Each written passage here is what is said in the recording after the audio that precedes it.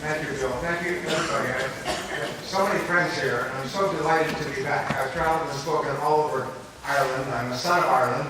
I'm half Irish, I'm happy to say. My children are all quarter Irish, if you can remind them of that. And so I'm delighted to be here. And it's interesting for me to be here at this moment, as Bill said, as the government changes and a whole new economic era begins in Ireland. And I hope to be able to contribute to making that a great time for you. You are among the most important people in this country. You're in the top 10%. You're in the elite in this country for a very easy reason to understand. It's because you're here. You see, only the top people in any society would come to a seminar like this, especially on a Sunday. And I think, I know that you've sacrificed and you had to get up this morning and you said when you woke up, if I hadn't paid, I wouldn't go. But the fact that you're here means you're in the top 10%. You're in the elite. So I'm going to speak to you as if you are in the elite. I also know that the Irish are the most literate and intelligent people in the world. Is that true? Yes. Anybody not understand the question? And so I'm going to give you a lot of ideas in a short period of time. I'm not going to waste your time. I'm going to give you the equivalent of a crash course, a practical, usable MBA in the course of a single day. And we talked yesterday at Trinity College about the most important thing you do in life is you think. And that every change in your life begins when your mind collides with a new idea. So I'm going to give you lots of ideas. When I was a young man in business, I went to a couple of seminars and I used what I call the note test. Is how many notes do you take in a seminar? And I'd sit there all day and take 3 notes. And 2 of them were about lunch. And it was very frustrating to me. So I decided that when I began to speak, nobody's going to sit there and take 2 or 3 notes. They're going to have so many notes. They're tired. The hand is going to be tired and their pen will be burned out.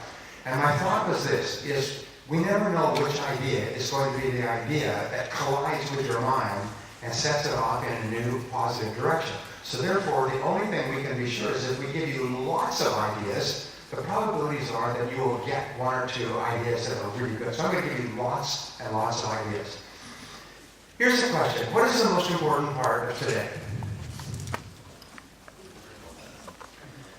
Well, the answer is the actions that you take afterwards. It's the things that you do afterwards that are more important than anything else. One of the things we know is that all successful people are intensely action-oriented. Is they take action, and they take more action, and they take continuous action, and they're on what they call in the military the continuous offensive. They're always attacking. They're always moving forward. You've heard the 80-20 rule, and I've studied this for many years. I think that one of the differences between the top 20%, the people in this room, and the bottom 80%, the people who aren't, is that the top 20% are proactive, and the bottom 80% are passive. The great majority of people worldwide tend to be passive. They're fatalistic. Oh, there's nothing you can do. It's God's will. Inshallah, as they say in the Middle East, it's Allah's will. And so what they have is this idea that there's really not a lot you can do. So you can tell, because what they do is they go home and watch television, and they get up, and they sit around, and they drink, and they have coffee, and they read the paper, and not a darn thing changes. And they complain, which I understand is an Irish specialty. But top people are proactive. If they don't like it, they change it. And if they don't change it effectively, they try something else, and try something else, and try something else. And by that great, wonderful friend of ours, the law of probability, the more things you try, the more likely it is you'll try the right thing at the right time. Many years ago, I met a man who was on his way up. Today he's worth more than $5 billion, one of the richest men in the world. But at that time he was selling and encouraging other people to sell.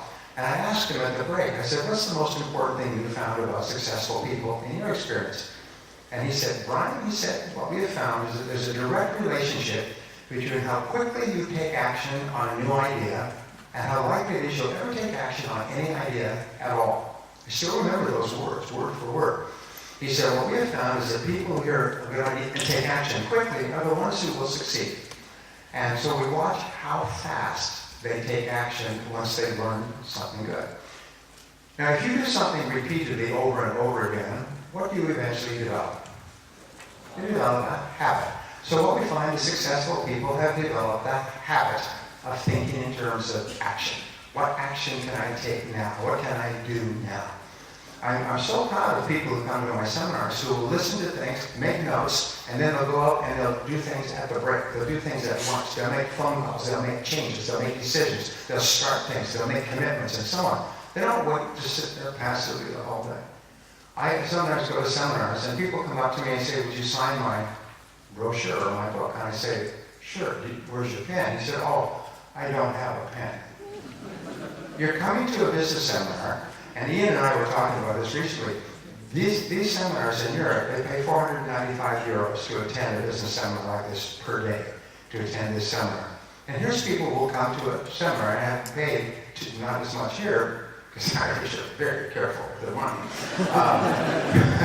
But they don't pay 500 euros to come to a seminar, plus travel and transportation and sometimes long distances, and they don't bring a pen.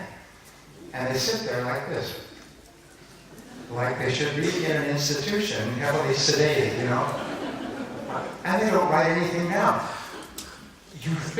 They think they are so smart, they're going to remember everything. Do you know that person who doesn't take notes forgets 90% of what they heard by the end of the day, and about 95% after a couple of drinks this evening?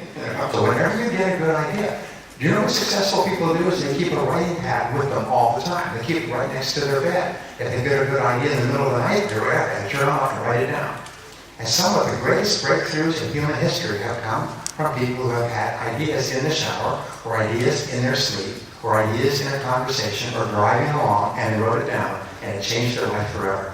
So as I talk, I'm going to try to spark a lot of ideas. Now, whenever you get an idea, it'll be an idea for an action that you can take. And it's an action that you can take when?